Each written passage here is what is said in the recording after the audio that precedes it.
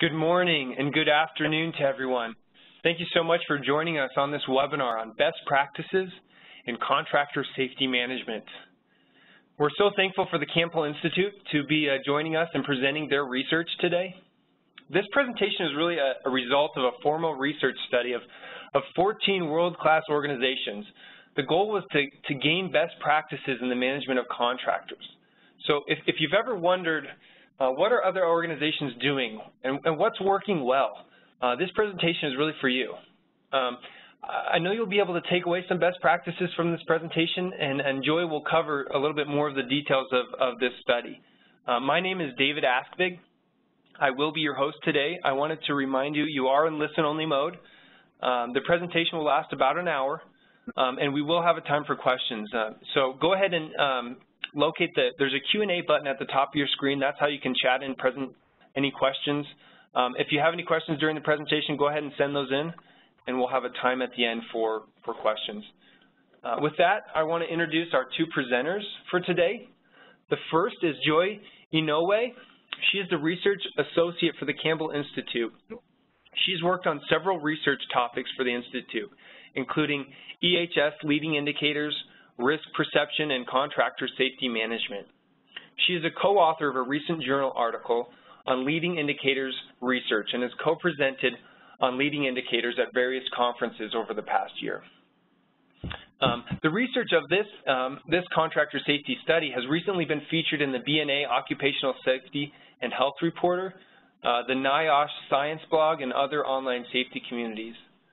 We're also joined by Pat Cunningham. He's the Director of Safety and Auditing Services here at BROWZ. He has a Master's in Occupational Health and Safety Management and has over 25 years of experience in the field of safety. In addition to his appointment to the VPPPA Education Committee, he's a delegate for the National Safety Council. Before working with BROWZ, Pat actually worked at Xcel Energy as the Director of Corporate Safety.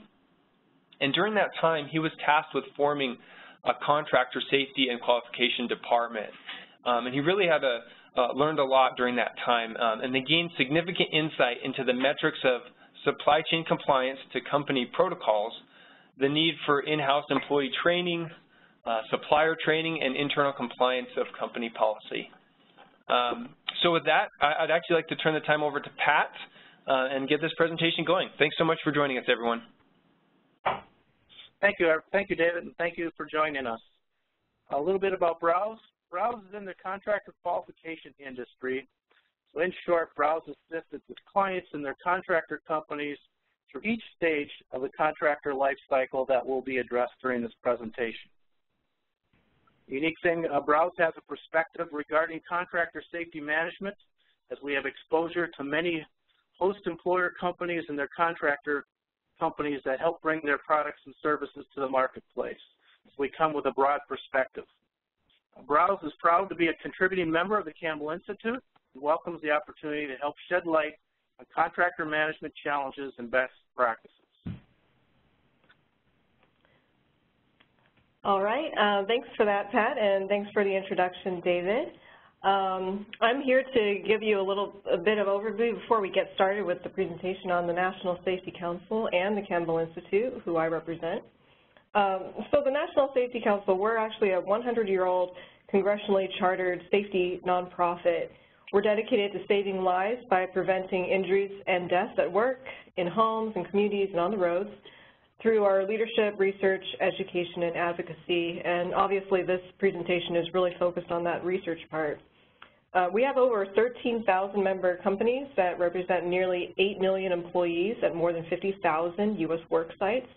And we tend to focus on areas where the greatest number of preventable injuries and deaths occur. So that's in the workplace, in prescription drug overdoses, teen driving, distracted driving, and also off-the-job safety.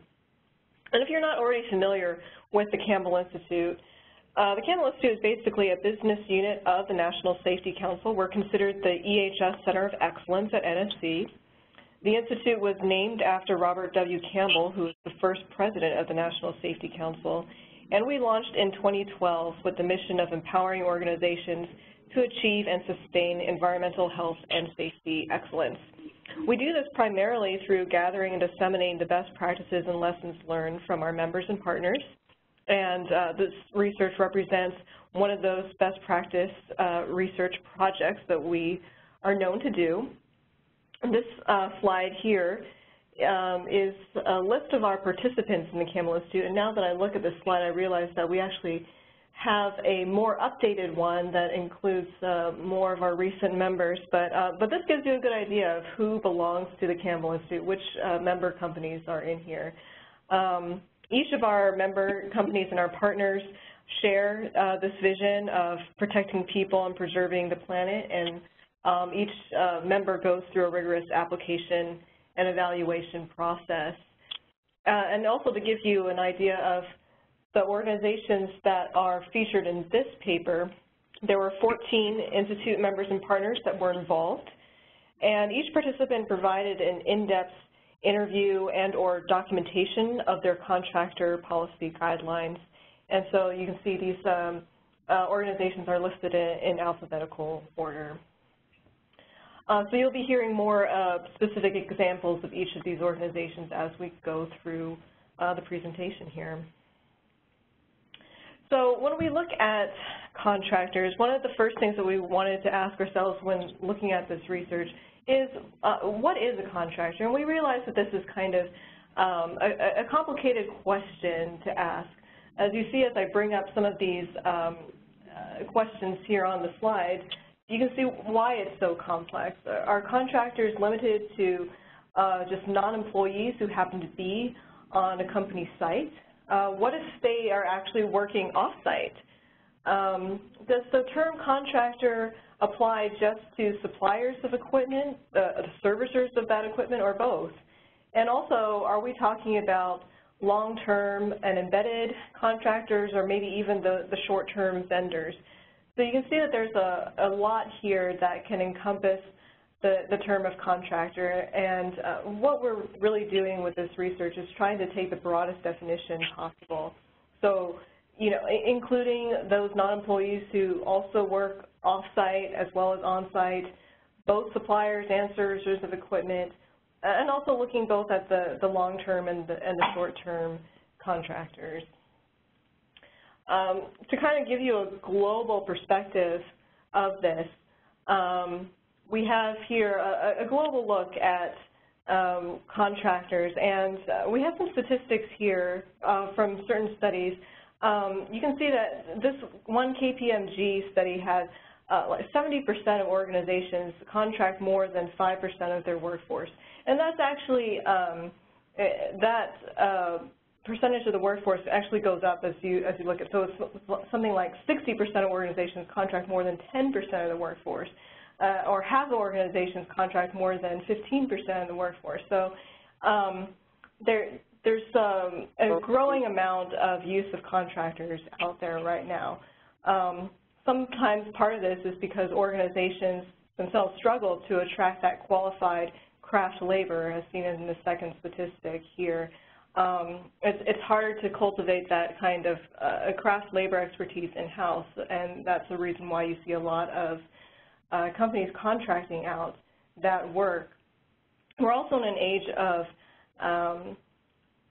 increased service economy, and one example of this is kind of like the Uber or Lyft economy, where you have basically contracted out individuals who work for a larger company.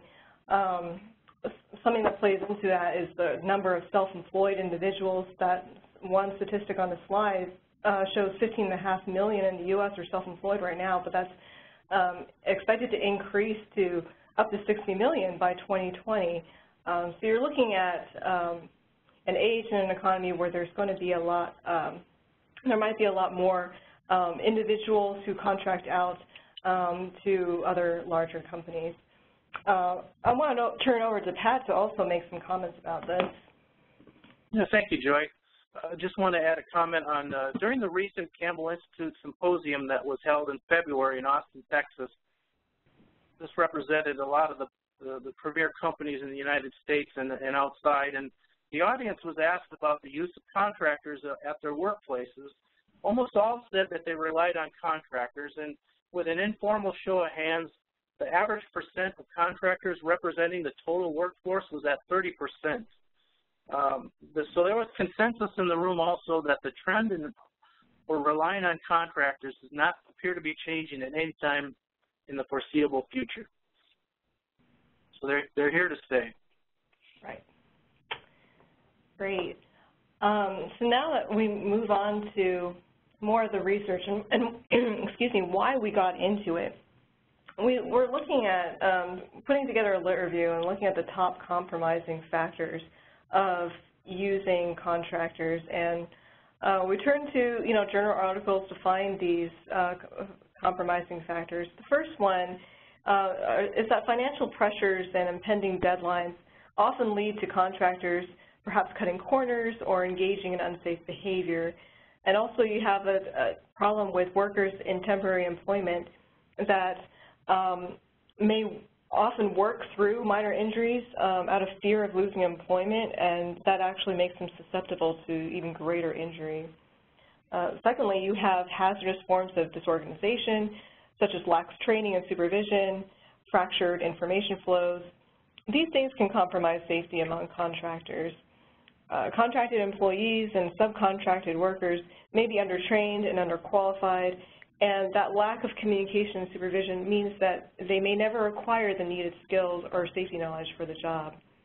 And lastly, here, insufficient safety standards for contractors and relaxed enforcement of those standards can explain why contractor safety performance is lower than owner organizations.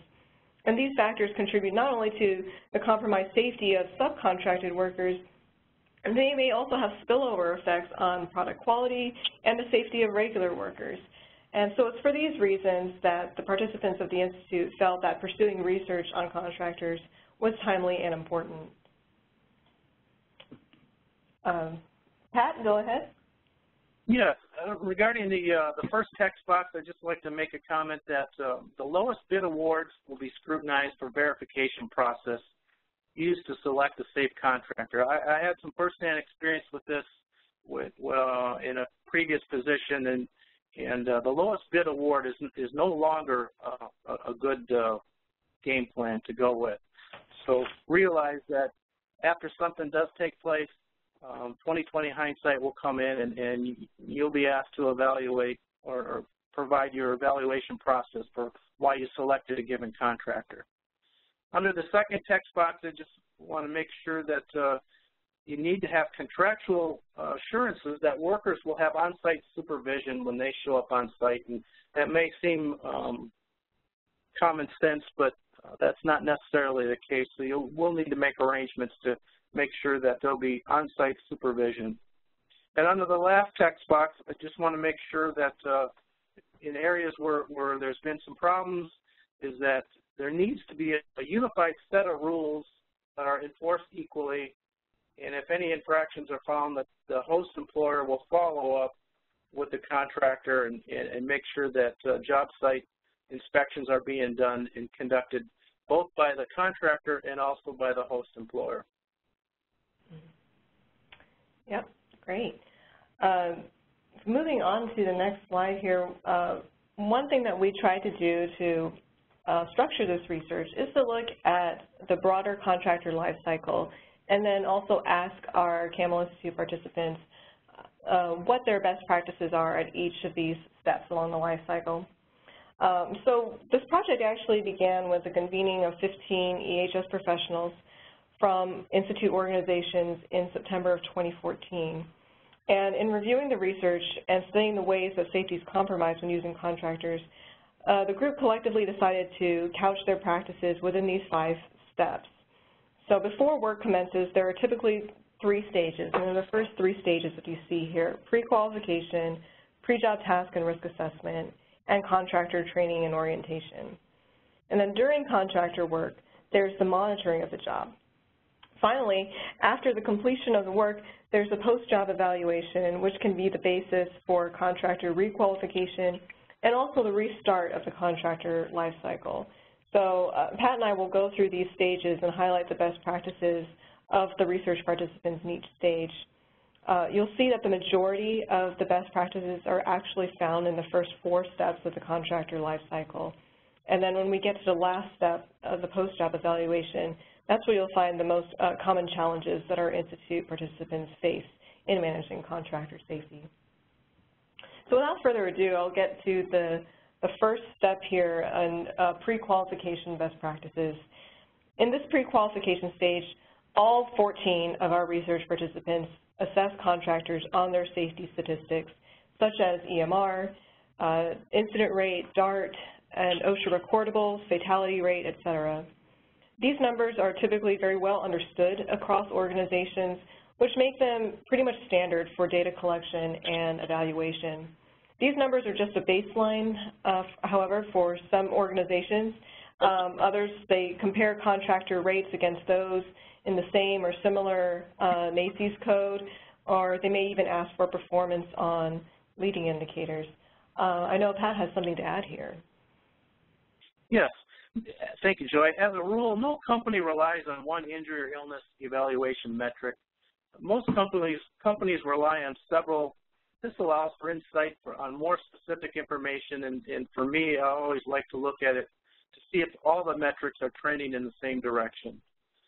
The other comment I'd like to make on that is that employers that utilize a wider scope of contractor metrics, such as as Joy mentioned, NACE, which is the North American Industry Classification System, injury average comparisons help look at contractors, if you will, from apples to apples, and then also the regulatory establishment search for citations of a given company are quite insightful.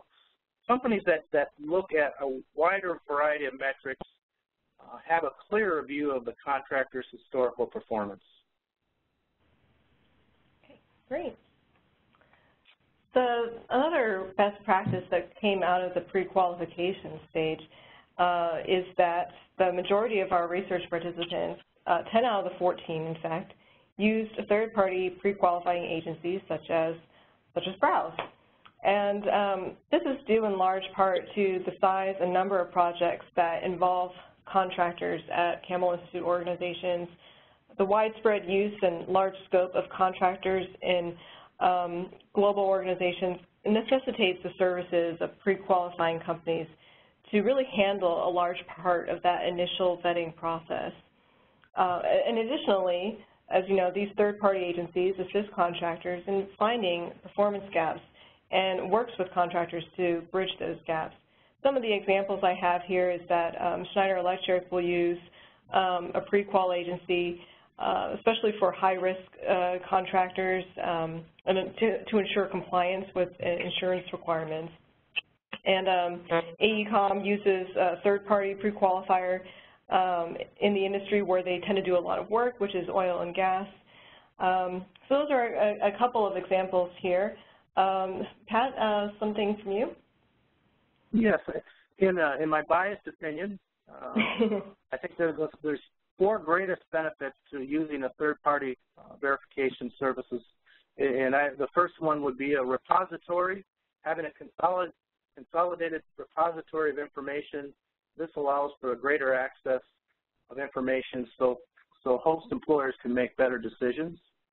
The second benefit is relief on the administrative burden. Calling suppliers and verifying information, uploading documents. This is done by the third-party service provider, and it frees up the host employees to spend more time in the field to see how the work is being performed. The third benefit is on the requalification aspect of contractors, and with past industry knowledge and conversations with other safety professionals at conferences, not keeping dated contractor information current is the biggest challenge they face when they're running a program in-house. And then the fourth benefit is the web-based software that doesn't need to require the use of getting inside a company firewall, and then even internally to the host employer. Sometimes large corporations have access issues with interdepartmental information folders and making sure that all the stakeholders have access to the information they need to evaluate a contractor. Mm-hmm. The other best practice that we have here under pre-qualification is, once again, a majority of the research participants, 11 out of the 14, have some sort of internal scale, checklist, or metric for which a contractor must receive a passing grade to be approved for work.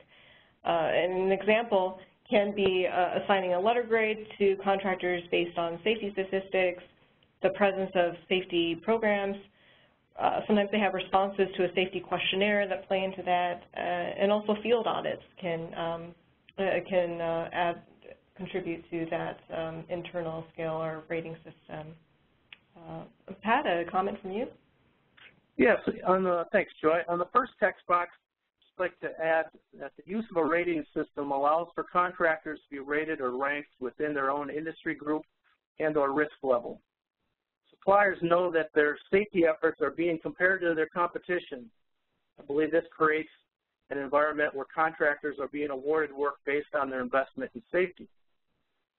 We did a recent look into the BROWZ database and found suppliers that went through the qualification effort itself significantly outperformed their industry averages. And the data that we pulled from our database showed that the total recordable rate over industry average was, they improved over 57% over industry averages. Their DART rates were 52% better than industry average, and also the lost workday rate represented a 60% improvement over industry averages. So there is evidence that going through a qualification process improves safety. Say that the effort of contractor evaluation creates a competitive advantage to both the host, employer, and their contractors. And one thing that I liked when I represented a host employer is that now they can justify hiring safer performing contractors. Regarding the second text box, I'd just like to add a comment that host employer qualification protocols, this is where the host employer can imprint their desire for continuous safety process improvement and establish their value for safety culture. In setting contractor qualification protocols, host employers are able to set parameters for risk tolerance and hazard mitigation. I have some examples here just of the kind of scale or checklist or different things that play into that from our companies here. So NASA, they look at incident rate compared to the NAICS code benchmarks. They also take into account workers' compensation claims, injury logs, environmental reports, and regulatory citations. Johnson Controls, sometimes for them, a lot of smaller contractors can't readily calculate an experience modification rate. So in this case, Johnson Controls, when they put together their scale or checklist, they look for things like citation records and fatalities. And another thing that plays into that is contingency plans in case contractors' stats don't initially make the cut according to a company's rating system. So U.S. Steel allows contractors to submit a continuous improvement plan that must be reviewed by their materials management and safety team before going on. And another example from you, Pat? Yeah, just to go on that theme on the continuous improvement plan, provide a little more color on that is what's typical for host employers when they find that they have a supplier or contractor outside of their protocol. Let's use the example that this contractor had their injury rates were high, and they did analysis, and they had a higher number of eye injuries that put them over their parameters. What typically is done is that you can create a hazard mitigation action plan, such as require the contractor use safety glasses with side shields or wraparound lenses. I'm using a simple example, but to illustrate the point. And then provide additional supplier supervision in the field. Require that to make sure that the workers are wearing those glasses. And then to schedule a report back to the host employer on the status of that emergency action plan. They can set an interval of meeting weekly, monthly, whatever the case makes most sense. So that's typically how a continuous improvement plan can be used to help mitigate a contractor that has somewhat elevated parameter over the protocols by the host employer. Great example.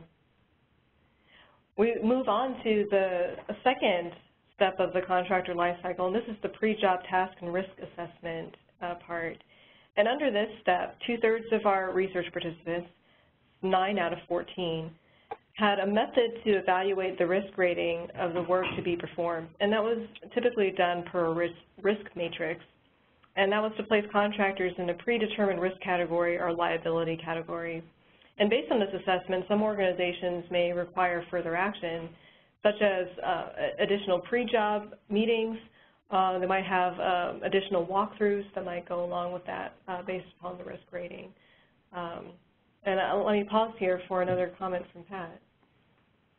Yeah, thanks, Joy. You know, the methodology varies from client to client, but typically a questionnaire is utilized that incorporates a risk rating. And for example, contractors that state that they do confined space entry work or work from heights are then put into a bucket that's a higher risk.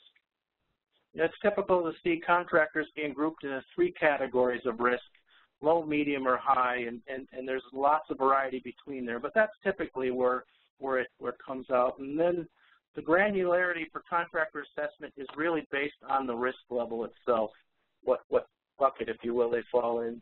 And then a benefit of a third-party provider should be in the scalability of assessment in setting the cost based on services used. So what you want to avoid is that if you have a lower risk contractor, you don't want them to be go through the expense and review of programs that aren't applicable for the work they do for the client. So that ensures the right fit or the right cost of services.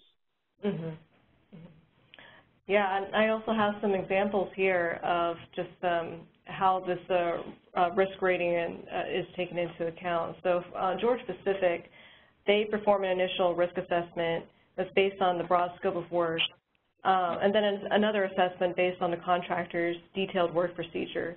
They assign point values for severity, frequency, and probability to calculate the risk associated with the project.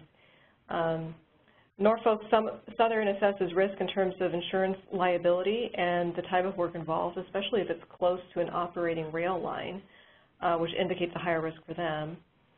And then at BNSF, projects are assigned a pre-qualification action level. That's what they call it, and that's dependent on the risk level of the work. Projects scoring a 4 or above on a 6-point scale require pre-qualification through a third party for them. Moving on to another best practice from this area, or I should say maybe not a best practice, but a common practice, is that our research participants specify that the general contractor is typically in charge of hiring subcontractors and managing their safety. The subs are held to the same standards as general contractors, and then it's the general contractor's responsibility to actually apply those standards. And this responsibility provides more justification for companies from the beginning to be diligent about hiring reliable and accountable general contractors from the start. But I know Pat has something to say about this as well, you know, being a common practice rather than a best one. Yep, thank you, Joy. 2 comments on this is that the best practice, if you will, of relying on general contractors to evaluate their subcontractors does need further analysis. OSHA has been on record for stating that host employers will be responsible for all workers on site. If you're going to be held accountable, you want to ensure that qualification is conducted in a manner that meets your standards. Another point I'd like to make, there's a new frontier for contractor assessment, and it's based on the area of safety management system assessments, looking at indicators that go beyond compliance. For example, host employers can conduct contractor assessment on leadership training, accountability for safety, employee engagement, assessment of new products and materials. Do they have an understanding of the hierarchy of control, and the evolution of employee training? These leading indicators provide predictive insight on the contractor's ability to work safely for the client. Yeah, well, and we'll get to this this practice this common practice, and why it can be improved on later on in our presentation. In the third step of the contractor life cycle, we look at the training and orientation best practices. And under training and orientation, all of our research participant organizations, 14 out of 14, require safety, orientation, and skills training of contractors in order for them to be approved for work. And often these orientations and trainings are provided on site. Some organizations require passing a written test after training, and others maybe require the completion of an OSHA course and the documentation of attendance at pre-shift safety meetings. And I know Pat has a comment here. Yeah, so my previous experience in areas where, or situations where a plant is shut down for an overhaul or an outage or a turnaround, phrase they use in oil refineries, is that this can be a very disruptive time. You can have mobilized hundreds of workers on site, and that first day is pretty well lost during trying to get everybody inducted. So a benefit is that contractors can receive orientation online and have that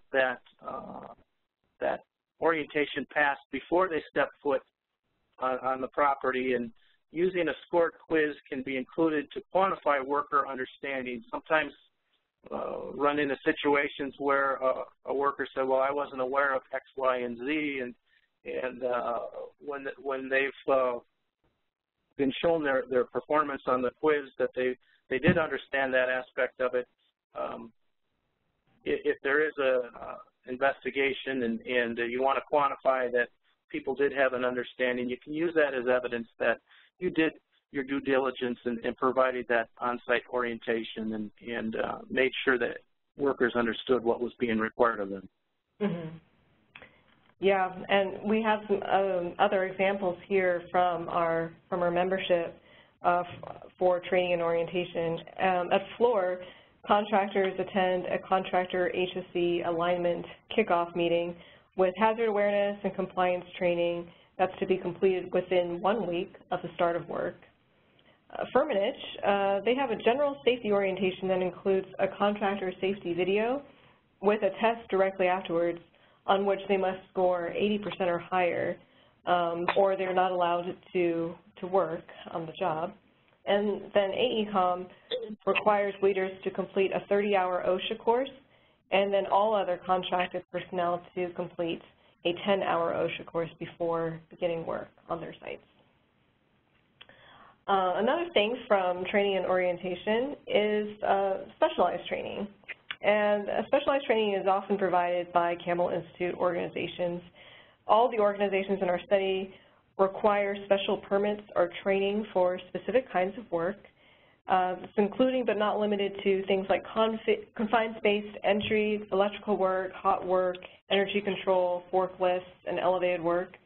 There might even be other specialized training in hazard identification, PPE, and fall prevention. And I know that Pat has some other examples here. Yep, thanks, Joy. You know, in addition to what Joy mentioned, there's other types of information that host employers want to make sure that their contractor employees understand and acknowledge. Examples can be firearms on premises, confidentiality, code of conduct. These are types of things that the host employer wants to make sure that the contractor workers are aware of, and sometimes these are referred to as read-in signs.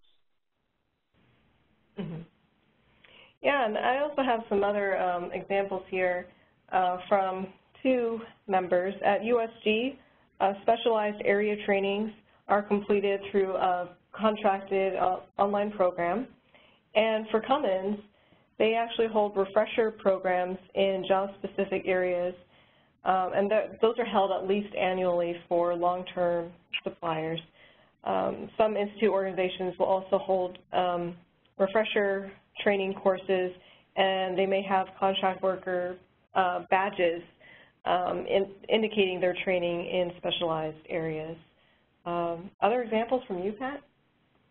Yep. Just want to illustrate that I think at this point in time we're in an environment of a very changing workforce, and just want to pull out a couple different examples that, you know, while the host employer and the contractor require contractors, they share information, as Joy mentioned, forms and policy and programs. And typically, the contractor is expected to bring on-site qualified workers. However, somewhat contrasting to that is that in regard to temporary staffing agencies, host employers will be expected to train workers for on-site specifics that go beyond the general awareness training that they may have received by their employment agency. The past practice of do not train contractors in some cases is outdated today. Okay. All right, so when we move on to the fourth part of the contractor life cycle, and this is on job monitoring best practices. And regarding job monitoring, all of our research participants have periodic assessments during the contract term. And that can range from daily checklists and safety talks to weekly walkthroughs and monthly and yearly assessments. As a lot of times these assessments are to ensure compliance with those pre-task safety plans that that contractors submitted, you know, before the start of work. Another job monitoring best practice that we have here is institute organizations will require safety observations from contractors. And some examples of this, they may have quotas for contractor observations or mobile applications to submit those applications. And perhaps Pat has some other examples to offer? Yes, thanks, Joy. So worker safety observation is a growing part of many host employers' contractor management programs. While it's not new for host employers to conduct contractor oversight observations, incorporating contractor self-observations and the use of mobile apps is an emerging trend in the observation process of contractors. Mm-hmm. Yeah, and I have a couple of examples that go along with the previous slide here. U.S. Steel requires contract employees to submit a minimum of 2 observations per employee per month. And AECOM, they actually have one of these mobile applications to report non-compliance or unsafe conditions. Both employees and contractors use this. And with their mobile app, which is called Lifeguard, they measure time to closure as a leading safety metric.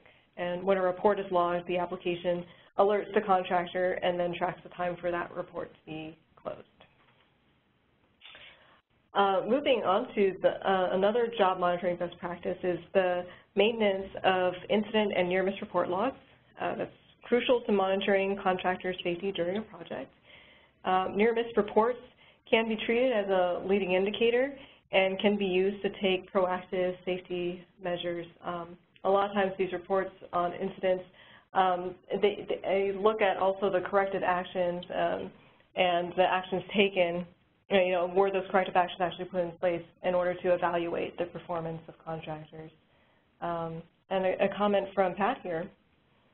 Yeah, and then the recording of injuries and incidents, near-miss logs, these are lagging indicators, but what some host employers do is they require a monthly reporting or a weekly reporting of their suppliers, and so this allows faster time for course corrections, and in doing so, this can maximize the effectiveness of this lagging indicator. So getting ahead of trends, watching for trends, this is something that is being done across the country. Mm-hmm. Yeah, and I also wanted to give a couple of examples here from our members and partners. At NASA, contractors have to provide quarterly reports on lost time injuries and dollar losses, and this information is included in a quality assurance surveillance plan to assure that taxpayer dollars are being spent wisely, seeing as NASA is a government organization. And then BAPCO requires contractors to maintain incident and near-miss report logs to ensure that the proper corrective actions are being implemented. now we get on to not only the last part of the contractor life cycle, which is the post-job evaluation, but also the common challenges section. So, you know, as I mentioned earlier on in the presentation, there were some common challenges that our institute organizations faced in managing contractor safety, and this is one of them. Only about half of the organizations included in the study that had specific courses of action for contractor infractions, and the rest chose to deal with infractions on a case-to-case basis. And I have here some examples from those who did actually have an outlining of course of action for infractions. So at USG, there are consequences for the first, second, and third infractions with a termination of the contract after the fourth infraction. And at Cummins, they determine a course of action for infractions that's based on the severity of the incident or the supplier's conduct. They have a flow chart of actions. It's included in the appendix of their contractor guidelines, and their flow chart has 4 steps. There's counseling and a verbal warning, a first written warning, second written warning, and then finally they can lead to dismissal or even barring from the facilities. And then some contractors, some companies, I should say, like Johnson Controls, employ an informal progressive discipline policy, but they also have strict policies for specific types of serious infractions. So as the slide indicates, any conditions that are classified as immediately dangerous to life and health, or IDLH, are grounds for immediate termination of a contract worker. This is another common challenge here. This is the integration of contractors into an organization's own safety statistics. So we're looking at things like incident rate, fatality rate, et cetera. Only 2 out of the 14 participant organizations in the study, that would be Chevron and Norfolk Southern in particular, said definitively that contractor statistics are incorporated into the larger organizational metrics. Norfolk Southern tracks the number of contractor injuries each year, and they set goals in this area, and contractor injuries are also included in their overall scorecard. Other organizations, they may still track contractor injuries even if they aren't included in the overall company scorecard. And so examples of that come from U.S. Steel, which tracks contractor numbers separately from the larger organization, but those numbers are shared and communicated on a weekly basis. And likewise, Johnson Controls tracks its own statistics and those of contractors separately, but then they can aggregate those numbers depending upon a customer's request. And here's another common challenge here. This is the lack of an evaluation of contractors after the work has been completed. Only a few of our participants, that would be 5 out of the 14, had a formal post-job evaluation or specific guidelines for contractor requalification. Those that do have a formal evaluation, they're typically determining if the contractor work was done safely and well. And Pat, maybe you have some insight here. Yeah, in the area of common challenges, I have 2 comments in this particular area. Is that contractor qualification cannot be one and done. Most all the information, excuse me, information that's collected is dated. Injury logs, insurance bonding expires, et cetera, EMRs. This information is very labor intensive to collect these updates. And this is something that if you're doing an in-house program, you need to make sure that this information is collected. Otherwise, it's obsolete and it does you no good. And then lastly is if a post-work evaluation is completed, you need to have, ask yourself, is there a sufficient records management system in place so all the stakeholders of the various departments have access to it and they can make good decisions based on the information that's in there. Mm-hmm. Yeah, and I just wanted to give a few examples here of those organizations in the study that really did have a formal post-job evaluation process. Georgia Pacific considers post-work evaluation results when a contractor bids on future jobs. And U.S. Steel, they have a safety and operating inspection that's completed for every process change that's not part of routine maintenance work, and that serves as a job evaluation for them. And then Chevron, they have periodic performance reviews that capture an evaluation of a contractor's performance after the job is completed. And now we move on to the last common challenge that we have here, and it refers back to a slide earlier, which is the lack of direct oversight for contractor safety. And this is referring back to the fact that a common practice among our Campbell Institute members was that they let the general contractor be in charge of the sub's safety. But I know, Pat, you have a lot more to offer on this topic here. Thank you, Joy. I mentioned previously that if you're watching how the regulatory bodies such as OSHA are positioning themselves, they're stating that host employers have joint responsibility for actions of all workers on their sites, and this includes subcontractors and staffing agencies. Additionally, while this, when a story hits the news about a contractor incident, the story lead identifies the host employer. So brand protection and integrity are critical in today's real-time world where everybody has access to the news on their cell phone and finds things out almost immediately. I'd say that the reliance on general contractors evaluating subcontractors that work at host sites is a liability gap and a challenge. It's not a best practice.